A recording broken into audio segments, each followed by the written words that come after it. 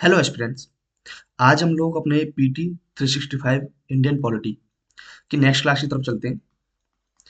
इससे पहले हम लोगों ने ऑलरेडी 3 क्लासेस कर ली हैं, बट आज की जो अपनी स्ट्रेटजी होगी वो थोड़ी अलग होगी।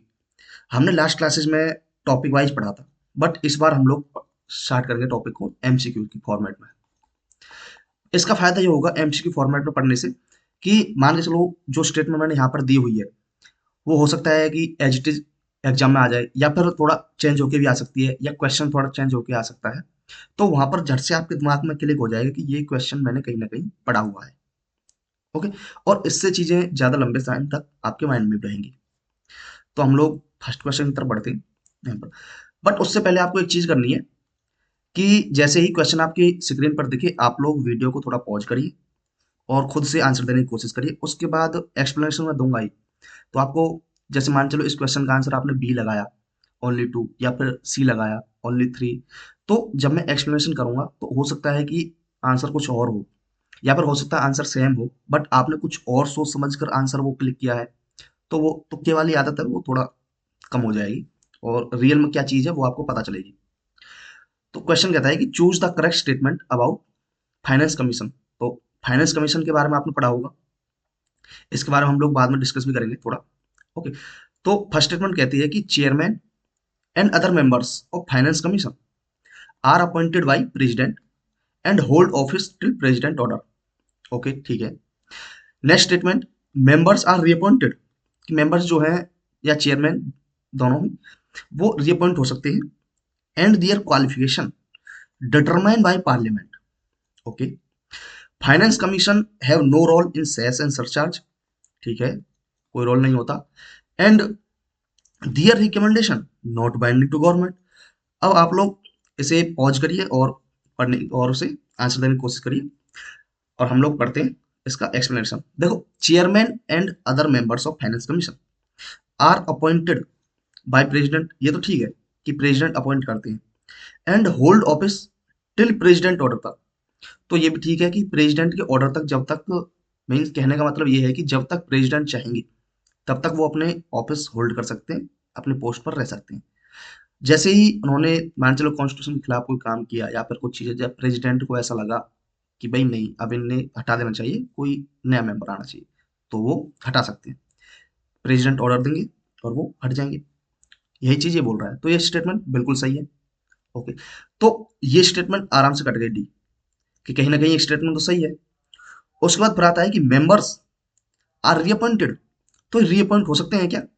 तो बिल्कुल हाँ, रीअपॉइंट हो सकते हैं। ये स्टेटमेंट एकदम सही है, तो रीअपॉइंट हो सकते हैं। And their qualification determined by parliament, क्या उनकी क्वालिफिकेशन पार्लियामेंट बताता है? बताइए, या कॉन्स्टिट्यूशन में है उनकी क्वालिफिकेशन? अब देखो, इस एक वर्ड के ऊपर आपके साथ ट्रैप हो सकता है भाई, यूपीएससी आपको ट्रैप में ला सकती है। तो ये स्टेटमेंट बिल्कुल सही है। ओके, कि पार्लियामेंट ही डिटरमाइन करती है उनकी क्वालिफिकेशन। लाइक अगर बात करोगे कि उनके पास पब्लिक अफेयर्स की नॉलेज होनी चाहिए, उनके पास थोड़ी फाइनेंस की नॉलेज होनी चाहिए, उस तरीके से। समझ गए? नेक्स्ट चीज है, finance commission have no role in cess and surcharge. अच्छा, सेस और सरचार्ज क्या होता है वो भी मैं आपको बताऊंगा अभी। And their recommendation not binding to government. Okay, उनकी रिकमेंडेशन बाइंडिंग नहीं होती, तो ये स्टेटमेंट भी सही है। तो हमारी तीनों स्टेटमेंट करेक्ट है। अब यहाँ पर पढ़ लेते हैं फाइनेंस कमीशन के बारे में थोड़ा सा, वो हम जान लेते हैं। ओके, ये तीनों स्टेटमेंट सही है आपकी। फाइनेंस कमीशन के बारे में किसमें दिया हुआ है? पार्ट 11 के बाद जब हम करते हैं, और इसमें भी आर्टिकल 280। ओके।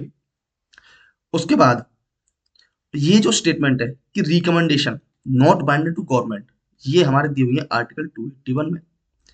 कि जो फाइनेंस कमीशन, देखो मेनली अब आपके दिमाग में ये आएगा कि अभी तक क्या कभी ऐसा हुआ है कि गवर्नमेंट ने फाइनेंस कमीशन की जो रिकमेंडेशन रिजेक्ट कर दी? तो देखो अभी तक ऐसा नहीं हुआ है। ज्यादातर होता क्या है कि उनकी रिकमेंडेशन मान ली जाती है। ओके, तो ये आर्टिकल 281 है, पर इसका मतलब ये नहीं है कि आप बिल्कुल ही मानोगे या फिर बाइंडिंग ही होगी। आप स्पेशल सर्कमस्टांसेस में आप मना भी कर सकते हो, रिजेक्ट भी कर सकते हो। ओके, तो ये आर्टिकल 281 बोलता है। उसके बाद एक है कि ये रीअपॉइंट हो सकते हैं, बिल्कुल हो सकते हैं। Qualification determine by parliament. अब देखो यहाँ पर यूपीएससी आपके साथ पार्लियामेंट की जगह क्या बोलेगा, पार्लियामेंट की जगह बोलेगा कॉन्स्टिट्यूशन, कॉन्स्टिट्यूशन डिटरमाइन करता है या प्रेसिडेंट डिटरमाइन करते हैं। ओके, तो आपको याद रखना है कि भैया पार्लियामेंट डिटरमाइन करती है, समझ गए। उसके बाद नेक्स्ट स्टेटमेंट है कि finance commission have no role in cess और सरचार्ज। सेस और सरचार्ज में पार्लियामेंट इसका फाइनेंस कमीशन का कोई रोल नहीं होता। तो ये स्टेटमेंट बिल्कुल सही है, इनका रोल सिर्फ और सिर्फ डायरेक्ट एंड इनडायरेक्ट टैक्सेस में होता है, कि जो भी टैक्स कलेक्ट करते हैं तो उस टैक्स को सेंटर और स्टेट के बीच में क्या करना, डिवाइड करना। ओके, तो ठीक है, ये चीज हो गई। तो फाइनेंस कमीशन के बारे में पढ़ लिया। ओके, और हमने ये भी देख लिया कि डायरेक्ट और इनडायरेक्ट टैक्सेस में रोल होता है, सेस और सरचार्ज में नहीं होता। सरचार्ज क्या होता है, टैक्स के ऊपर टैक्स होता है। और सेस क्या होता है, लाइक देखो एक जो टैक्स लगा, ये जो टैक्स है, तो मान के चलो जैसे 30% जो टैक्स है उसके ऊपर एक क्राइटेरिया होता है, लाइक आपकी मान चलो 1 करोड़ से ज्यादा की इनकम है या फिर 50 लाख से ज्यादा की इनकम है, ठीक है, तो उस इनकम के ऊपर या फिर उस इनकम के ऊपर का सरचार्ज लगेगा, टैक्स के ऊपर टैक्स। ठीक है, जैसे मान के चलो ये 1000 रुपये है, 100 रुपये है, इसके ऊपर 10% टैक्स लगा, 10 रुपये, और इसके ऊपर फिर आपका कुछ सरचार्ज लगेगा, उसका एक क्राइटेरिया होता है कितना लगाएंगे। और उसके बाद फिर सेस होता है, जैसे कुछ हेल्थ हेल्थ सेस हो गया, एजुकेशन सेस हो गया। ओके, इस तरह से स्पेसिफिक टैक्स जो होता है उसे बोलते हैं सेस। तो इसमें फाइनेंस कमीशन का कोई रोल नहीं होता, सिर्फ डायरेक्ट और इनडायरेक्ट टैक्सेस में होता है। न्यूज में क्यों था, न्यूज में था फिजिकल फेडरलिज्म की वजह से, जिसे हम राजकोषीय संघवाद बोलते हैं। उसमें जो सेंटर के थ्रू, सेंटर जो अपना स्टेट्स को ग्रांट्स देता है या एड्स देता है, ठीक है, टैक्स के शेयर्स जो देता है, तो उसको लेकर कुछ आवाज उठाई थी स्टेट्स ने, उस चीज की वजह से न्यूज में था। तो यहाँ पर आपके एक क्वेश्चन हो गए। ओके, उसके बाद बात करते हैं नेक्स्ट क्वेश्चन तरफ। ओके, नेक्स्ट क्वेश्चन आ गया आपका, व्हाट डू यू, वही चीज आपको करनी है, जैसे ही स्क्रीन पर क्वेश्चन आया आप लोग पॉज करिए वीडियो को और आंसर करिए। What do you think about special category status.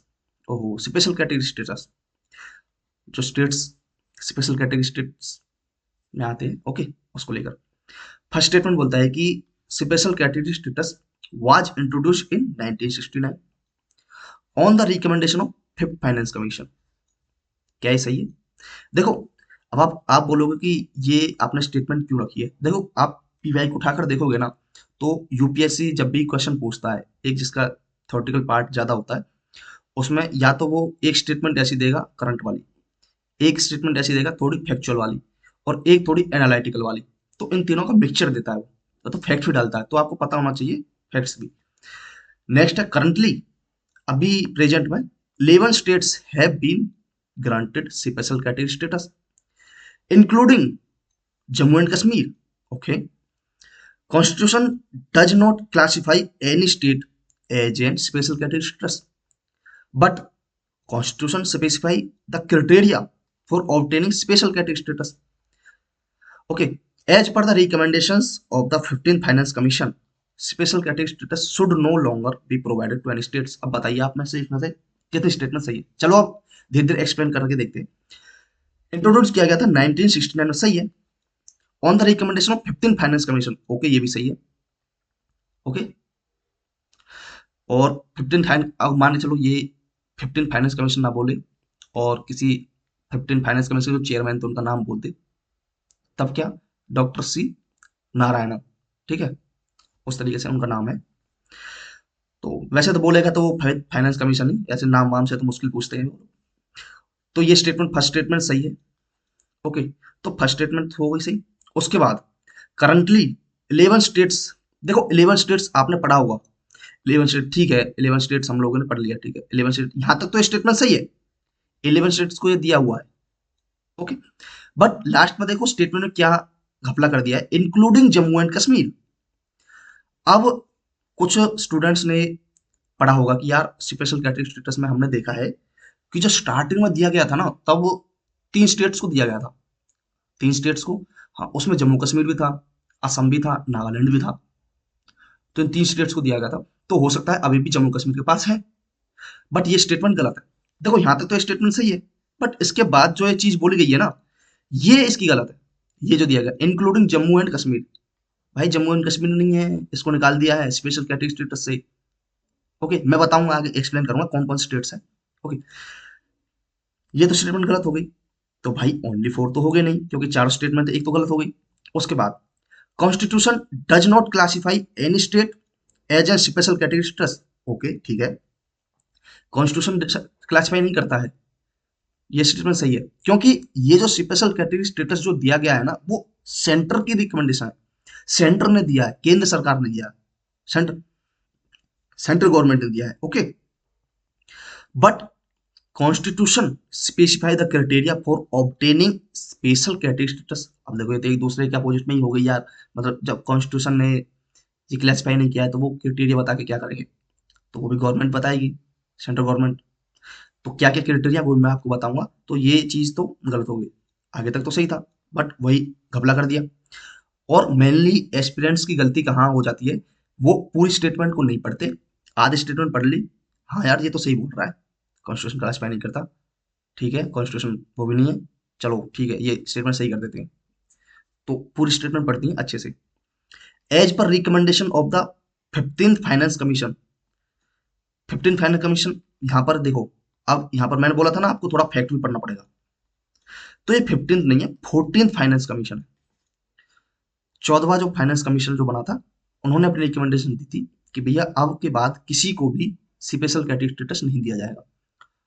Okay, तो ये लास्ट वाले जो लाइन है ये तो सही है कि नहीं दिया जाएगा, बट ये 15 की जगह 14 है, तो भाई ये स्टेटमेंट गलत हो गई। ओके, और ये सेकंड स्टेटमेंट तो है ही गलत, और ये थर्ड स्टेटमेंट ओनली वन ए। समझ गए? चलिए अब इसके बारे में थोड़ी सी चीजें जान लेते हैं। 11 स्टेट्स देखो, ये तो सेवन सिस्टर्स तो हमारी हैं ही, जो नॉर्थ ईस्ट वाली है, प्लस सिक्किम, प्लस उसके बाद हिमाचल, उसके बाद उत्तराखंड, प्लस उसके बाद जो लेटेस्ट में दिया गया था उसे तेलंगाना को दिया गया था, जो लास्ट दिया गया था तेलंगाना को। तो ये हमारे 11 स्टेट्स हैं जिनको स्पेशल कैटेगरी स्टेटस मिला हुआ है। जम्मू कश्मीर शामिल नहीं है भैया इसमें। वो हो सकता है कि जम्मू कश्मीर की जगह ये बोल दे कि 1 UT, okay 11 states plus 1 UT, या फिर बोल सकता है कि 10 स्टेट्स प्लस 1 यूटी। ओके, तो आपको पूरी तरह से तैयार रहना है। और ये 14 कमीशन हो गया। उसके बाद है ये स्पेसिफाई द क्राइटेरिया। अच्छा मान चलो कि ये जो स्टेट्स हैं, किस बेसिस पर, किन ग्राउंड्स पर इनको स्पेशल कैटेगरी स्टेटस दिया गया है। देखो यहाँ पर ट्राइबल पॉपुलेशन ज़्यादा है, वो चीज़। फिर जो स्टेट्स हैं इनका इंटरनेशनल बॉर्डर है, मतलब अदर करंट अदर जो कंट्री है उसके साथ बॉर्डर शेयर होता है, पहाड़ी एरिया है, समझ गए, उन सारी चीज़ों के ऊपर इसको दिया जाता है। ओके, और फिर यहाँ पर इकोनॉमिक या इंफ्रास्ट्रक्चर बैकवर्डनेस है, उतना अच्छा इंफ्रास्ट्रक्चर नहीं है, ठीक है, इकोनॉमिक कंडीशन इतनी अच्छी नहीं है, उसके बेसिस पर। अब एक चीज और निकल कर आती है कि अभी देखो ये न्यूज न्यूज में क्यों है, न्यूज में ये है कि बिहार और आंध्र प्रदेश, ये दोनों स्टेट डिमांड कर रहे हैं कि हमें स्पेशल कैटेगरी स्टेटस दे दिया जाए। अब आप हर साल कभी ना कभी, जब भी न्यूज़पेपर आप पढ़ते हो, हर साल कुछ ना कुछ, या तो बिहार डिमांड करता रहता है, आंध्र प्रदेश करेगा, या फिर कभी और स्टेट करेगा। अब एक क्वेश्चन आपको माइंड में आना चाहिए कि क्यों डिमांड करते हैं ये लोग स्पेशल कैटेगरी स्टेटस हमें दीजिए, फायदा क्या है। देखो जो स्पेशल कैटेगरी स्टेटस, ये जो स्टेट्स हैं, सेंटर से जो भी एड्स मिलता है उनको, ग्रांट्स मिलती है, वो सबसे ज्यादा मिलती है। प्लस कोई सेंट्रली स्पॉन्सर्ड, अच्छा देखो दो चीजें हैं, एक तो है central sector scheme, central sector की, और एक है सेंट्रली स्पॉन्सर्ड, स्पॉन्सर्ड। जो सेंट्रल सेक्टर की स्कीम है वो तो पूरी पूरी एड एड होगी, लाइक जिसमें पूरा पैसा लगेगा वो सेंटर का। और सेंट्रल स्पॉन्सर्ड, उसमें कुछ कुछ डिविजन्स होते हैं, लाइक हो सकता है कि 90 रुपए, मान चलो 100 रुपए की कोई स्कीम है, 90 रुपए सेंट्रल गवर्नमेंट देगी, 10 रुपए स्टेट गवर्नमेंट देगी।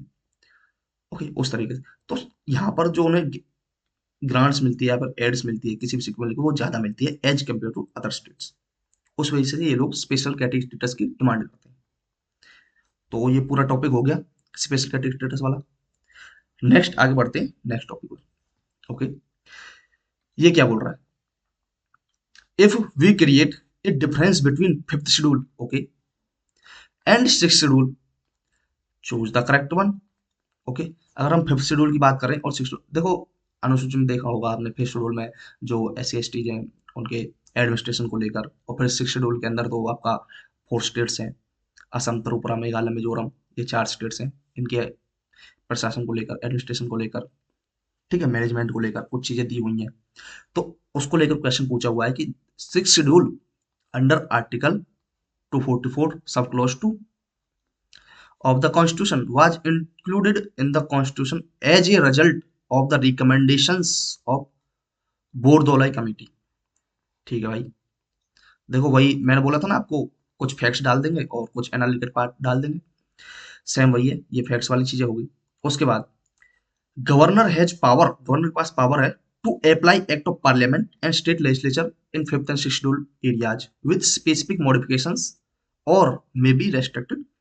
देखो ये स्टेटमेंट बोल रही है कि गवर्नर के पास ये पावर है कि जिस, इसमें फिफ्थ या सिक्स शेड्यूल वाले में या सिक्स शेड्यूल वाले में अगर वो उसके गवर्नर है या फिफ्थ शेड्यूल वाले स्टेट्स के वो गवर्नर है, तो वहां पर जो पार्लियामेंट ने कोई कानून पास किया हुआ है या पार्लियामेंट को कोई एक्ट है या फिर स्टेट का कोई एक्ट है, तो उसे उस प्रॉपर एरिया में वो अप्लाई भी कर सकते हैं या फिर उसे रिजेक्ट भी कर सकते हैं कि नहीं, अब या फिर अप्लाई करना है तो कुछ मॉडिफिकेशन कर सकते हैं कि नहीं यार ये चीज उसमें कुछ एक्स्ट्रा ऐड होनी चाहिए, तब मैं इसे अप्लाई करूंगा।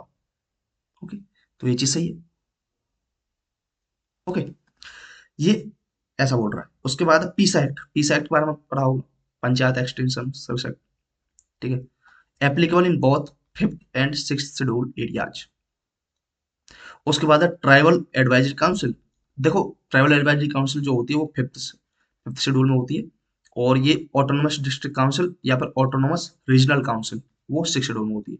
तो ये बोल रहा है कि tribal advisory council have extreme power achieved from constitution while autonomous district council have limited power। देखो अब यहाँ पर फिफ्थ और सिक्स शेड्यूल में हम लोग पढ़ते हैं कि यार ये लगभग लगभग सेम ही है, एस सी एस टी के बारे में ही है, ट्राइबल एरियाज हो गए या शेड्यूल कास्ट एरियाज हो गए। तो बट इसमें क्वेश्चन में क्या किया है, इसमें हमने एक कंपेरिजन कर दिया कि उसके पास ज्यादा पावर है, उसके पास कम पावर है, भाई पता तो होना चाहिए। चलो अब आंसर की तरफ बढ़ते हैं, एक्सप्लेन करते हैं इस चीज को, क्या है इसका answer.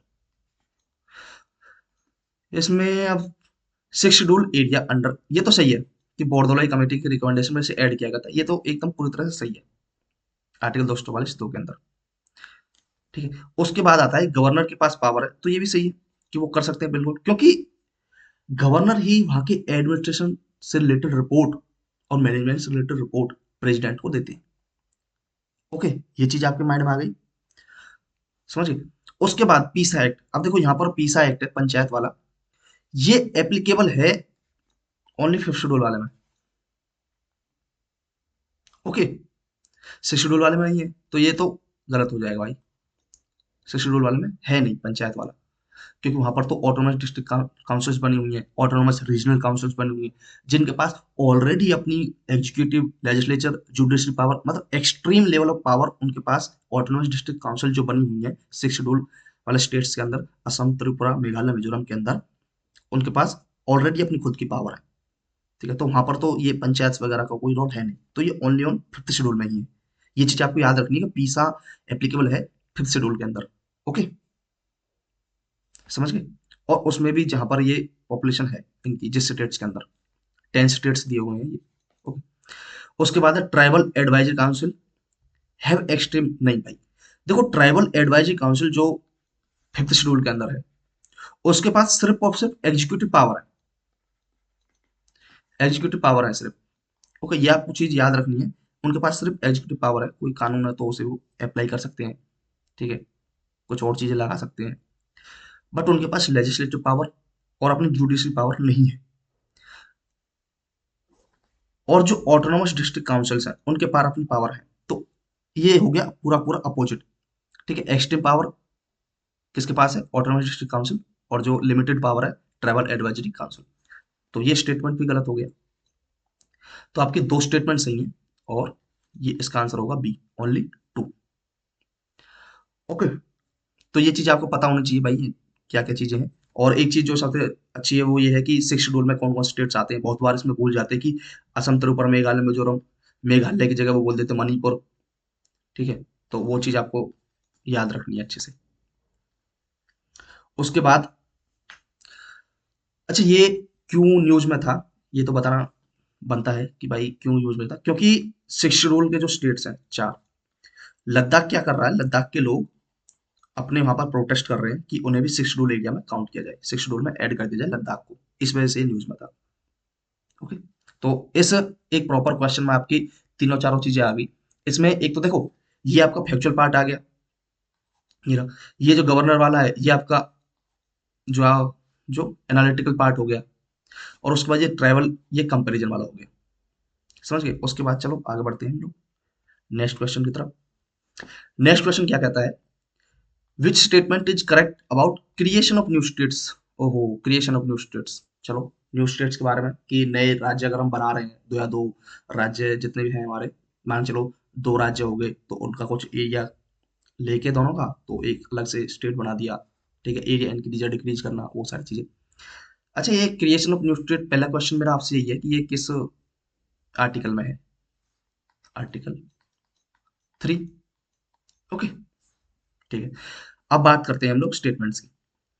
A bill relating to the formation of new states can be introduce in either house of parliament, यानी कि लोकसभा और राज्यसभा दोनों में किसी में भी इसे हम इंट्रोड्यूस कर सकते हैं। Only only with the prior approval of the president, president की प्रायर अप्रूवल से। मीन्स अगर हम मान के चलो कोई न्यू स्टेट बना रहे हैं तो उसके लिए अगर हम बिल लेकर आ रहे हैं कि हम भाई एक नया स्टेट बना रहे हैं, नया राज्य बना रहे हैं, तो वो हाउस में लाने से पहले हमें पहले प्रेसिडेंट से परमिशन लेनी पड़ेगी कि राष्ट्रपति महोदय हम लोग एक ये काम कर रहे हैं तो हमें बताइए। वो हमें परमिशन दीजिए, अप्रूवल दीजिए। उसके बाद फिर वो हाउस में आएगा, इंट्रोड्यूस किया जाएगा। अब वो लोकसभा से भी इंट्रोड्यूस करा सकते हैं, राज्यसभा से भी। क्वेश्चन यहाँ यूपीएससी आपको फंसाने के लिए बोल सकता है कि ओनली लोकसभा से किया जाएगा, तो ये चीज गलत होगी, किसी भी हाउस से कर सकते हैं। फिर यहाँ पर हमारे माइंड में एक जो माइंडसेट बना हुआ है कि यार जो एक्सट्रीम वर्ड्स आते हैं लाइक ओनली, ओनली वर्ड आ गया, ठीक है, ये चीजें जो होती हैं तो वो स्टेटमेंट रॉन्ग होती है। बट यहाँ पर ये सही है, ठीक है, हर कंडीशन में वो रॉन्ग नहीं होती है। उसके बाद है before giving assent to any bill, जो बिल वो आया न्यू स्टेट्स वाला, तो उस पर अपना एसेंट देने से पहले कि राष्ट्रपति जी के पास लेके तो उन्होंने अपना अप्रूवल देने से पहले क्या करेंगे, president shall send the bill to the legislature of the state whose area extent or name is affected for expressing its view within such time as may be prescribed and states advice is binding to president। ये बोल रहे हैं कि जिस state की कुछ area है जिसमें मॉडिफिकेशन करेंगे या हटाएंगे, इंक्रीज करेंगे, डिक्रीज करेंगे, तो वो उस स्टेट के पास कुछ बिल को भेजेंगे और बोलेंगे कि आप अपना व्यू दीजिए। अब व्यू दीजिए, ठीक है, एक स्पेसिफिक टाइम देंगे, मान के चलो हो सकता है कि 30 दिन हो सकते हैं, 60 दिन हो सकते हैं, 20 दिन हो सकते हैं, उस तरीके से। तेलंगाना वाले पीरियड में जो किया था, तेलंगाना वाला स्टेट जो बना था, उसमें क्या किया था कि उन्हें जो भेजा गया था बिल, तो उन्होंने एक स्पेसिफिक टाइम पीरियड में अपनी रिकमेंडेशन नहीं दी थी, अपना व्यू नहीं बताया था, तो उन्होंने फिर मान लिया ऑटोमेटिक जब नहीं बता रहे थे स्पेसिफिक टाइम में। और and states advice is binding to president. Okay, और ये जो एडवाइस है जो स्टेट्स देंगे वो प्रेसिडेंट के लिए बाइंडिंग होगी। नेक्स्ट स्टेटमेंट कहती है कि parliament can form a new state by passing an ordinary bill, एक साधारण जो सिंपल मेजोरिटी से ना बना सकते हैं।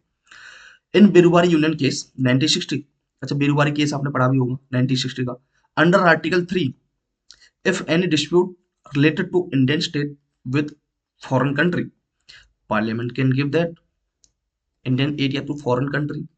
ये कह रहा है कि अगर आर्टिकल 3 के अंदर कुछ ऐसा होता है कि डिस्प्यूट हो जाए, हमारा कुछ एरिया है उसका किसी दूसरे देश के साथ, तो पार्लियामेंट ये कर सकती है कि उस एरिया को दूसरे देश को दे सकती है। ठीक है, ये स्टेटमेंट ये बोल रहा है। तो आप लोगों ने आंसर वगैरह किया भी होगा। तो अब एक्सप्लेन की तरफ चलते हैं, क्या इसकी एक्सप्लेनेशन होगी। यहाँ पर देखते हैं a bill related to formation of new states only, ये तो ठीक है कि भाई हमें प्रेसिडेंट की परमिशन चाहिए, अप्रूवल चाहिए। उसके बाद है अगर एसेंट देने से पहले, ओके, वो बिल को देंगे। देखो यहाँ तक ये स्टेटमेंट सही है एज प्रेस का, यहाँ पर व्यू जो है व्यू मांगे। लास्ट में जो घपला किया है वो ये है कि state advice is binding to president, advice binding नहीं है भैया, इस वजह से स्टेटमेंट रॉन्ग हो गई। फिर इसमें एक चीज और है कि एक स्टेटमेंट और बना सकता है वो, अगर इसे मैं ना ऐड करूं इसकी जगह बोल सकता है कि अगर उन्होंने स्पेसिफिक टाइम पीरियड में अपना व्यू नहीं दिया तो ये प्रेसिडेंट के लिए मतलब प्रेसिडेंट के लिए ऑटोमेटिक मान लिया जाएगा कि वो इसके लिए रेडी है, कि उनकी हाँ है स्टेट्स की। ओके, तो ये चीज है, तो ये तो गलत हो गई। उसके बाद parliament can form a new state by passing an ordinary bill, ये ठीक है, सिंपल मेजोरिटी से आप लोग बना सकते हो। कोई इसके लिए मतलब जो प्रेजेंट एंड वोटिंग, जो प्रेजेंट है हाउस में, तो उन्हीं की वोटिंग करके वो हम बना सकते हैं न्यू स्टेट, कोई दिक्कत नहीं है। उसके बाद इन बेरुवारी यूनियन केस 1960, देखो ये बेरुवारी यूनियन केस 1960 ये बोल रहा है अंडर आर्टिकल 3 को लेकर, ठीक है, बट अंडर आर्टिकल 3 में तो ऐसा कोई सिस्टम है ही नहीं कि हमें अपना जो जो एरिया है वो हम फॉरेन कंट्री को देंगे, तो ये स्टेटमेंट तो गलत हो गई। हाँ, आप लोगों ने पढ़ा होगा कि यार हम जब अपने स्टेट को, अपना जो एरिया है वो किसी दूसरे कंट्री को अगर दे रहे हैं, जैसे आपने देखा होगा कि जो बांग्लादेश के साथ हुआ है, पाकिस्तान के साथ हमने किया है, तो बांग्लादेश के साथ तो अभी भी किया है, जो 100 कॉन्स्टिट्यूशन अमेंडमेंट हुआ था, तो उसके लिए आर्टिकल 368 के अंदर अमेंड करना पड़ेगा। ओके, तो ये आर्टिकल अंडर आर्टिकल 3 में तो नहीं बोला है, ये हमें आर्टिकल 368 के अमेंड करना पड़ेगा तब जाके वो मिलेगा। ठीक है, तो ये स्टेटमेंट रॉन्ग हुई। अब यहाँ पर कितने स्टेटमेंट हमारे सही है, एक फर्स्ट और third, only 2 statement are correct. Okay, अब क्रिएशन ऑफ न्यू स्टेट्स, ये सारी चीजें हमने देख ली। अब इसमें भाई ऑर्डिनरी बिल हो गया, article 3, increase decrease area, increase decrease कर सकते हैं, तो इसके बारे में ज्यादा कुछ। अब अच्छा, ये क्रिएशन ऑफ न्यू स्टेट्स ये मेनली न्यूज में क्यों था, कि क्योंकि जो तेलंगाना था उसको 2014 में बना था आई थिंक ये, तो 10 साल कंप्लीट हो गए, तो उस वजह से, तो भाई हो सकता है पूछते क्वेश्चन, तो अपने को पूरी तरीके से रेडी होना चाहिए। उसके बाद नेक्स्ट है, यहाँ पर बात करते हैं नेक्स्ट क्वेश्चन। ओह, ये आ गया मीडिएशन एक्ट को लेकर, 2003 में आया था। अच्छा, ये हुआ क्या है कि ये पहले जो बिल पेश किया गया था, इसे सरकार ने अपनी मंजूरी दे दी है, राष्ट्रपति जी ने अपनी मंजूरी दे दी, भाई एसेंट दे दिया, अब ये क्या हो गया, एक्ट बन गया था, इसी वजह से ये न्यूज में भी था, मीडिएशन एक्ट 2023। मीडिएशन, अब देखो एक चीज आपको निकल कर आती है, मीडिएशन लाइक मीडिएटर, कोई बिचौलिया एक तरह से, नॉर्मल मैंगो मैन की अगर लैंग्वेज में समझे तो बिचौलिया, सीधा सीधा है। लाइक दो लोग हैं, दो लोगों के बीच लड़ाई हो रही है, सॉल्यूशन नहीं हो रहा, क्या किया कि किसी तीसरे बंदे को ले आओ, बिचौलिया को ले आओ, उसने दोनों की बात सुनी और अपना फैसला दे दिया, डिसीजन, यार ये लो, आप ऐसा कर लो, आप ऐसा कर लो, हो गया सॉल्यूशन। तो सेम यही चीज यहाँ पर है मीडिएशन, बट यहाँ पर देखते हैं चलो। Mediation will be a process which includes मेडिएशन, pre litigation मेडिएशन, online मेडिएशन, community मेडिएशन, conciliation और एनी सिमिलर टर्म। बिल्कुल सही, ये स्टेटमेंट आपकी सही है। मीडिएशन है, मध्यस्थता करना है, प्री लिटिगेशन वाली मध्यस्थता है, ऑनलाइन मेडिएशन। अच्छा, आपको जो एक कंफ्यूजन होगा वो कहाँ पे होगा, वो होगा ये कि ऑनलाइन मेडिएशन भी होती है क्या, या कम्युनिटी मेडिएशन जैसी कोई चीजें हैं, तो ये चीज आपको याद रखनी, ये इसमें ऑलरेडी मेंशन है इस एक्ट के अंदर। उसके बाद है अनलेस, जब तक parties agree to arbitrate in some other manner और in online mode, arbitration shall take place under the relevant courts और ट्रिब्यूनल ऑफ कॉम्पिटेंट जुरिडिक्शन।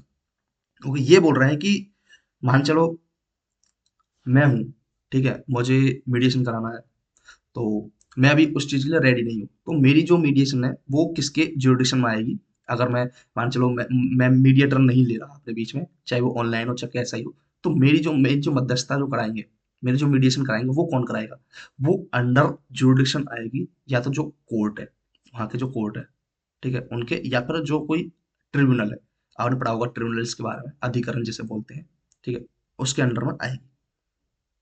समझ गए। उसके बाद है this should be completed within 120 days, further this time limit may be extended to 60 days with the consent of parties. ये बोल रहा है कि अगर माने चलो आज से हम लोग स्टार्ट करते हैं कि हमने एक काम किया, हमने मीडिएटर ले लिया कि हम दोनों के बीच ऐसी ऐसी लड़ाई है और आप लोग हमारा सॉल्यूशन कीजिए, तो 120 दिन तो उन्हें मिलेंगे मीडिएटर को, कि 120 दिन के अंदर, लाइक 2 महीने के अंदर अंदर वो हमारा सॉल्यूशन करा देंगे। बट अगर हम चाहें तो उन्हें मान चलो 120 दिन में नहीं हो पाया उनसे, तो हम दो पार्टी हैं जिन दोनों के बीच में वो मीडिएशन करा रहे हैं, सुलह करा रहे हैं, सॉल्यूशन करा रहे हैं, तो हम लोग अपने कंसेंट से उन्हें एक्स्ट्रा साइड दिन भी और दे सकते हैं। ओके, तो 4 महीने का टाइम तो ये पहले ही था, 120 डेज। उसके बाद 2 महीने का और दे सकते हैं साइड दिन का, इनकी और ले लो तब करा दो, कोई बात नहीं। उसके बाद है एग्रीमेंट्स रजिस्टर्ड थ्रू मीडिएशन। मान चलो मीडिएशन, मैं अगर किसी के बीच में मीडिएटर बन के जा रहा हूँ, तो मैंने जो अपने डिसीजन दी, मैंने जो अपनी रिकमेंडेशन दी, वो उनके ऊपर बाइंडिंग होगी, विल बी बाइंडिंग, बाइंडिंग होगी and enforceable as court decision. कि हो सकता है, देखो बाइंडिंग तो है, बट हो सकता है मैंने जो डिसीजन दिया है, मैंने जो रिकमेंडेशन दी है, उस पर वो दोनों पार्टी जो है वो भाई सहमत नहीं है, एग्री नहीं करती। तो उन्होंने क्या कहा, उन्होंने बोला कि नहीं भाई, हम इससे सहमत नहीं है, एक काम करते हैं हम लोग कोर्ट में जाएंगे। ठीक है, हाँ उनको वो जुडिशियल रिव्यू कर सकते हैं, मना नहीं है, वो आगे चैलेंज कर सकते हैं। हाउएवर फिर भी mediation decision may be challenge in competent court within 90 days. अब मान के चलो आज मैंने अगर इनको डिसीजन दिया है, तो उसके वो अगर सहमत नहीं है, एग्री नहीं है, तो उसके 90 दिन के अंदर अंदर, 90 डेज के अंदर अंदर वो लोग कोर्ट में चैलेंज कर सकते हैं डिसीजन को। तो ये ऐसा बोल रहा है। तो भैया एक्सप्लेनेशन, एक्सप्लेनेशन भैया कि ये लगभग लगभग, देखो ये तो सही है कि 90 दिन के अंदर अंदर वो कर सकते हैं, बिल्कुल सही है, कोई इशू नहीं है। उसके बाद ये थर्ड स्टेटमेंट है, ये भी बिल्कुल सही है कि दिस टाइम लिमिट में भी एक्सटेंड की जा सकती है 60 डेज के लिए। उसके बाद अंडर द पार्टीज अगर एग्री नहीं है, तो भाई उनके अंदर में आएंगे रिलेवेंट कोर्ट के अंदर में, या फिर ट्रिब्यूनल्स ऑफ कॉम्पिटेंट जुरिडिक्शन। तो ये एकदम बिल्कुल सही है। और मीडिएशन ये भी सही है, तो आपकी चारों स्टेटमेंट इसमें सही है, चारों चारों स्टेटमेंट आपकी बिल्कुल सही होगी। तो देखो इतनी ही चीज है इसके अंदर, जो ये चारों स्टेटमेंट है ना, इतना ही है मेन, इससे अलग ज्यादा कुछ नहीं है। अगर क्वेश्चन आएगा तो इन्हीं चीजों पर आएगा, या तो वो 120 डेज की तरह 60 डेज कर सकता है, या फिर हो सकता है कि अगर आगे के टाइम 1 महीने के लिए बढ़ा सकते हैं, 60 डेज की तरह वो 30 डेज कर सकता है। ओके। और जो हो सकता है, जो सबसे अच्छा जो वहां पर क्वेश्चन बनेगा वो ये है कि एग्रीमेंट जो होंगे ना, वो बाइंडिंग नहीं होंगे।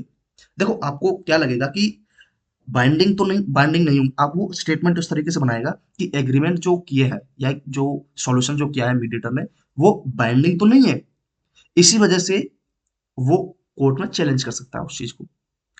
तो यहाँ पर आपको फंसना नहीं है, आपने पहले ही पढ़ा हुआ है कि जो मीडिएशन वो बाइंडिंग भी है और इनफोर्सिबल भी, दोनों चीजें हैं भाई, बाइंडिंग भी है इनफोर्सिबल भी है। आप कोर्ट में चैलेंज कर सकते हो। Okay, with in 90 days. Okay, अब इन 90 डेज को कैंसिल करके वो बोल सकता है कि within any time. Okay, no specific time required, ऐसा बोल सकता है। तो आपको पता होना चाहिए। तो यहाँ पर एक और क्वेश्चन हमारा हो गया, और ये जो एक्ट आया था न्यूज में, वो भी हमारा हो गया है। ओके। उसके बाद नेक्स्ट क्वेश्चन है लोक अदालत। ओह, ये तो बड़ा मतलब टॉपिक रहा है, पूछा भी है लोक अदालत से क्वेश्चन, लोक अदालत को लेकर।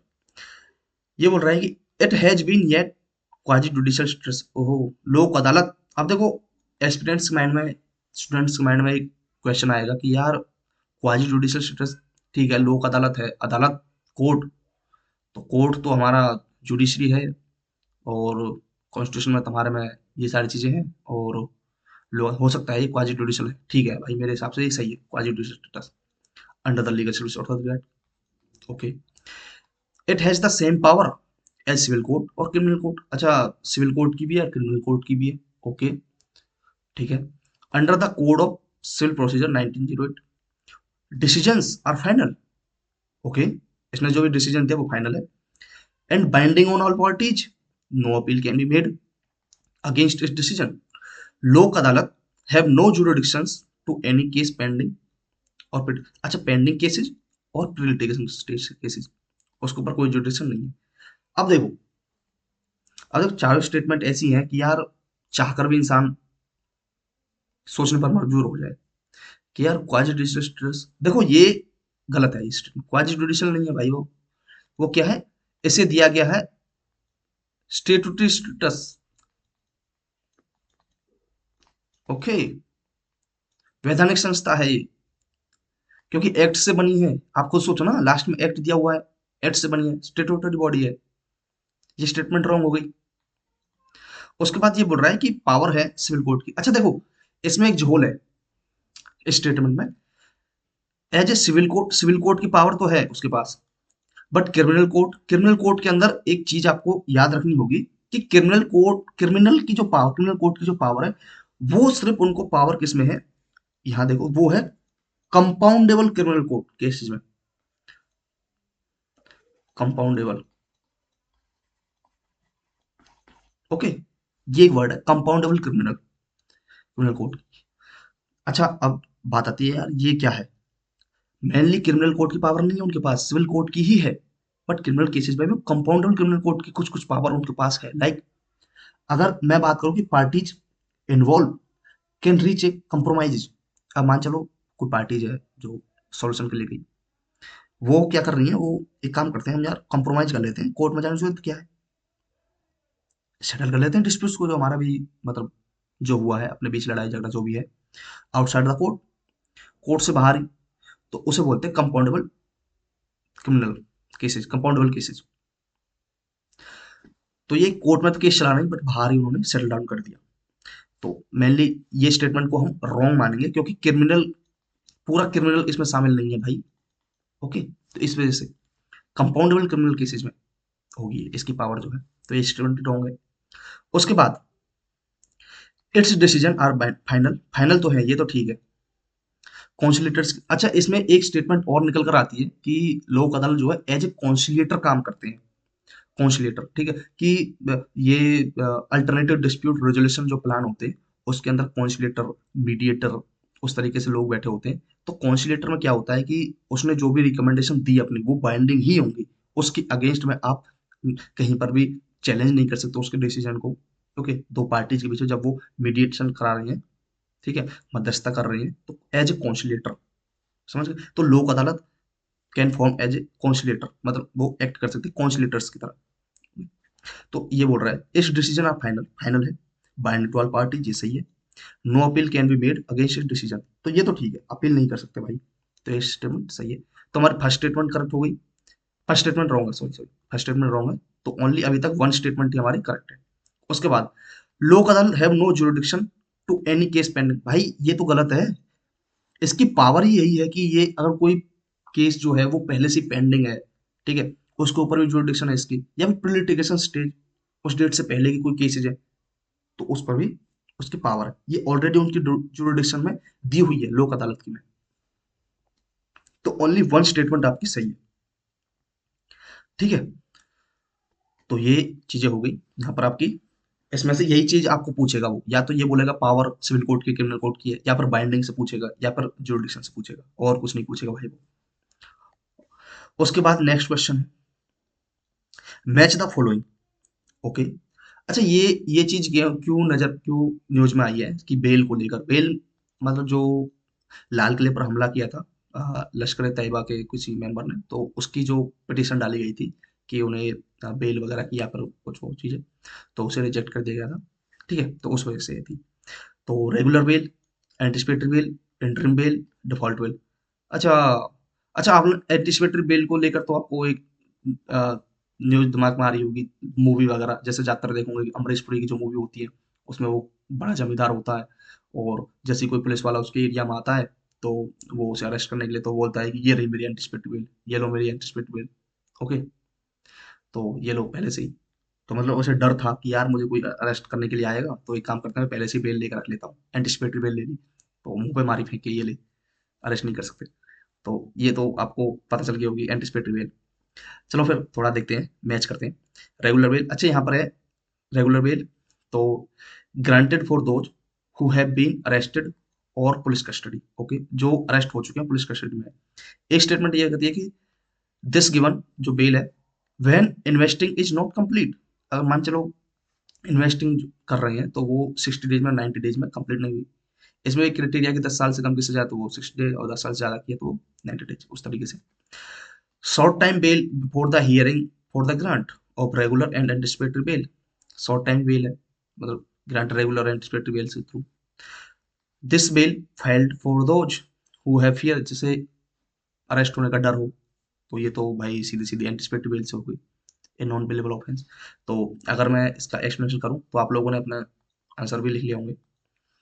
तो एंटिसिपेटरी बेल का तो ये हो गया भाई डी, सीधा सीधा, कि भाई मुझे तो डर है, इस वजह से एंटिसिपेटरी बेल ली। तो दो का डी किस में आ रहा है, तो 2 का डी तो भाई 1 में ही है, तो ये रहा बी इसका आंसर हो जाएगा। कैसे देखो,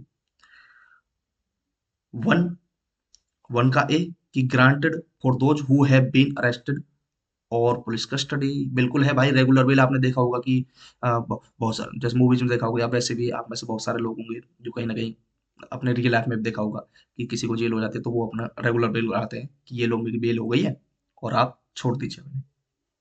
ठीक है, तो पहले का ए ये रहा, एंटिसिपेटेड बेल 2 का डी। Third, interim bell. भाई इंटरिम बेल, इंटरिम बेल का क्या होगा, तीसरे का सी, शॉर्ट टाइम बेल होती है। Okay, before the hearing of grants of regular और एंटिसिपेटरी बिल, कि पहले से ही बेल लेकर रख ली, वो था। डिफॉल्ट बेल, डिफॉल्ट बेल को तो भाई अब देखो अपने आप ऑटोमेटिक, डिफॉल्ट बेल का मतलब है ऑटोमेटिक बेल, सीधा सा अगर मैं मैंगोमैन की लैंग्वेज बोलूँ तो।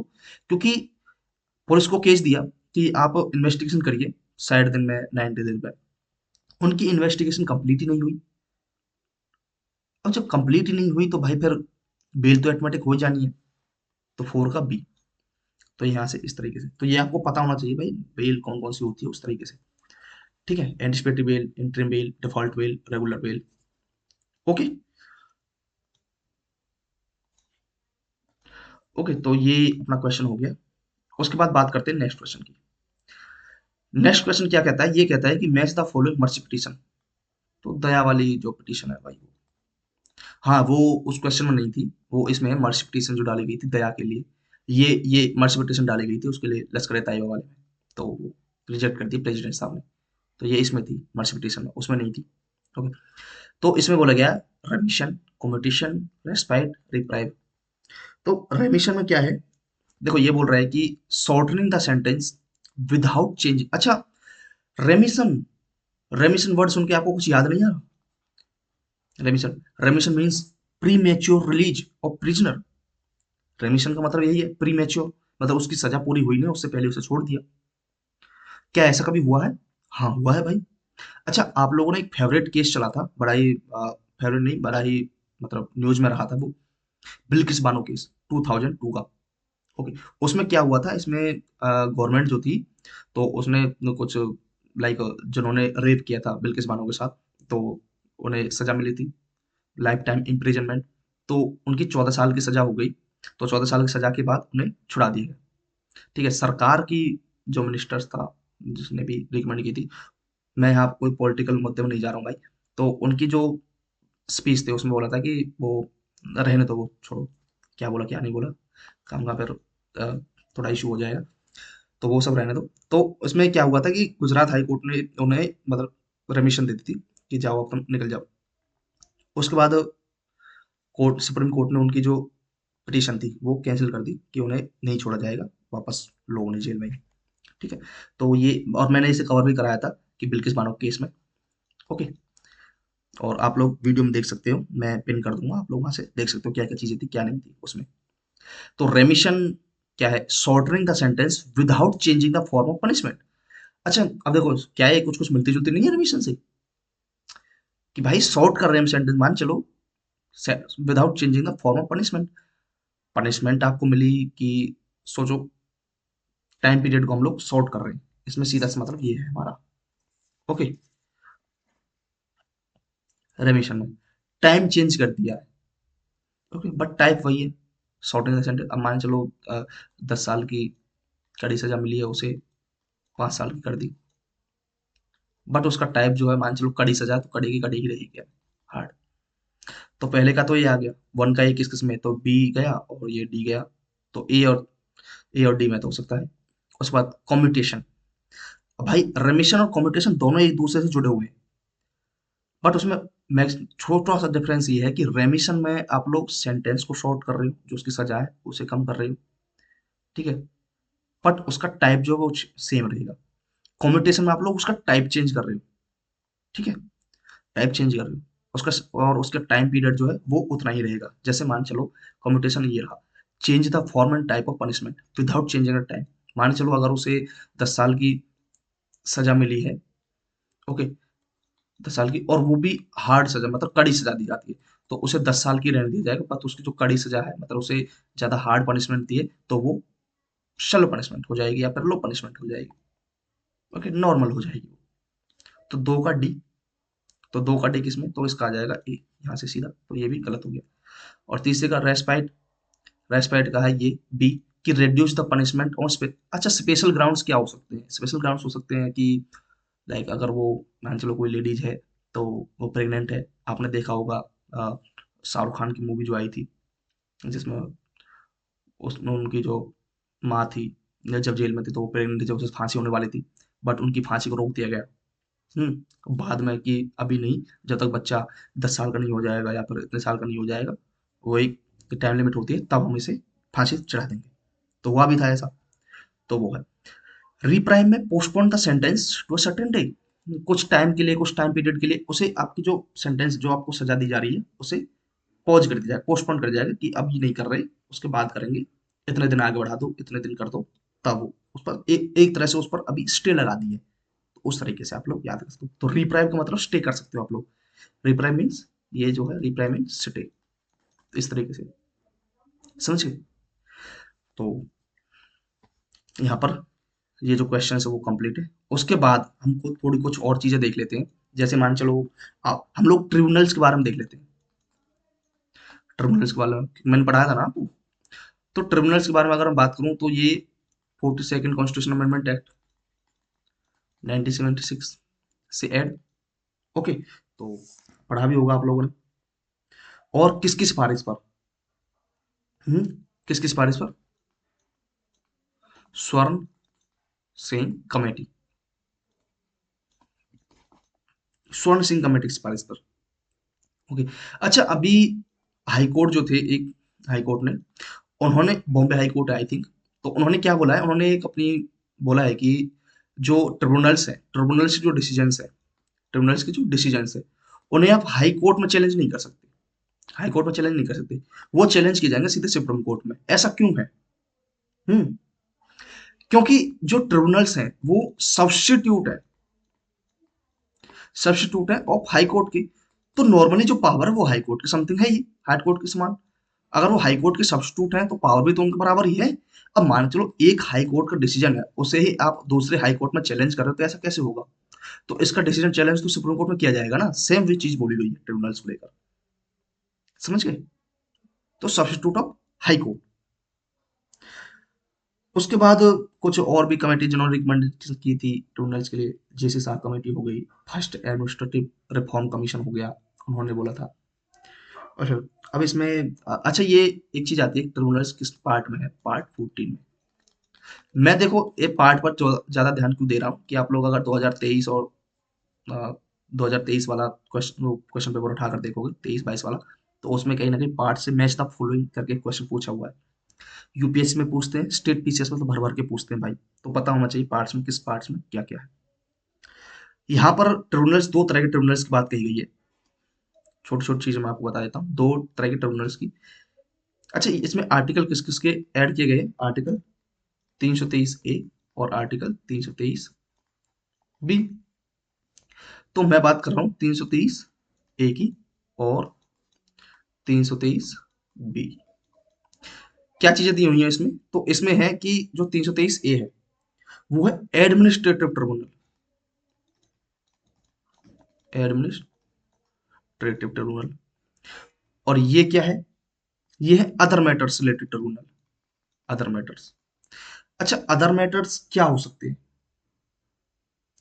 अदर मैटर्स क्या हो सकते हैं, अदर मैटर्स हो सकते हैं किसी टैक्स से रिलेटेड मैटर हो सकता है, लैंड रिफॉर्म से रिलेटेड मैटर हो सकता है, ओके, एजुकेशन से रिलेटेड मैटर हो सकता है। एडमिनिस्ट्रेटिव ट्रिब्यूनल्स के अंदर कौन से मैटर्स हो सकते हैं, public matters only, public matters, जो पब्लिक सर्विस मैटर्स होते हैं, एडमिनिस्ट्रेटिव पब्लिक सर्विस है, जो सिविल सर्वेंट्स हैं उनके, उनको लेकर पब्लिक सर्विस मैटर्स ओनली, तो पता होना चाहिए।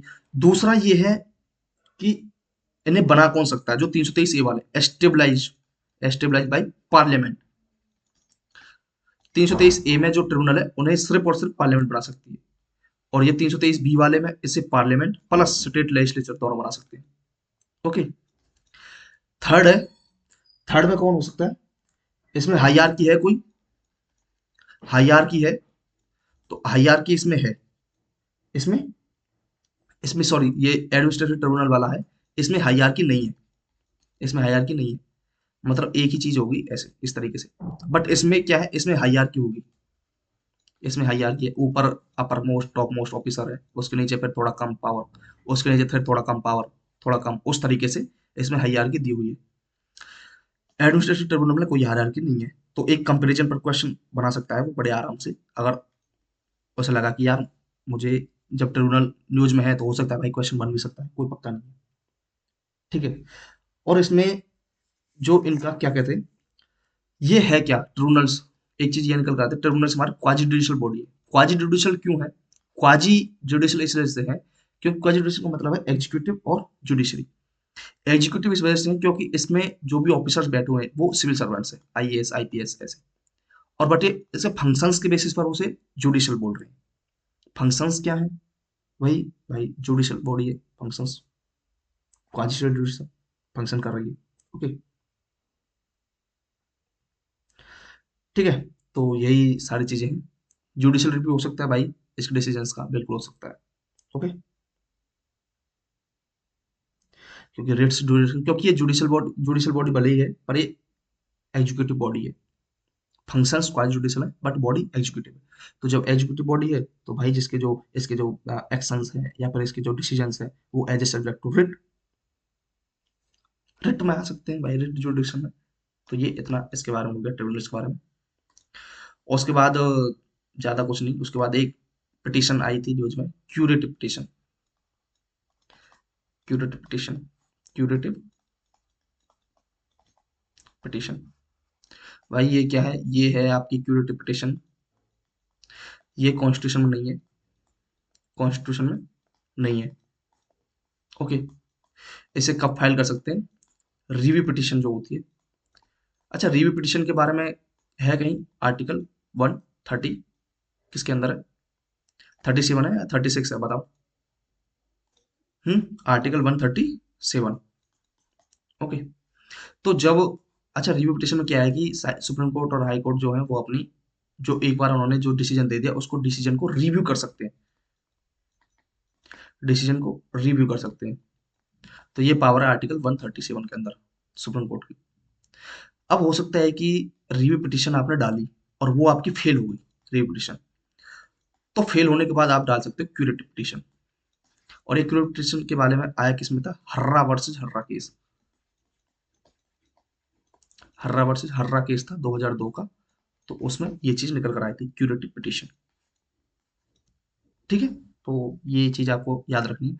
ये कब फाइल की जाएगी, ऐसा नहीं स्टार्टिंग में फाइल की जाएगी, ये फाइल की जाएगी आफ्टर रिव्यू पिटीशन, जब आपकी रिव्यू पिटीशन फेल हो जाए, फेल होने के बाद जब आप क्यूरेटिव पिटीशन डाल सकते हो।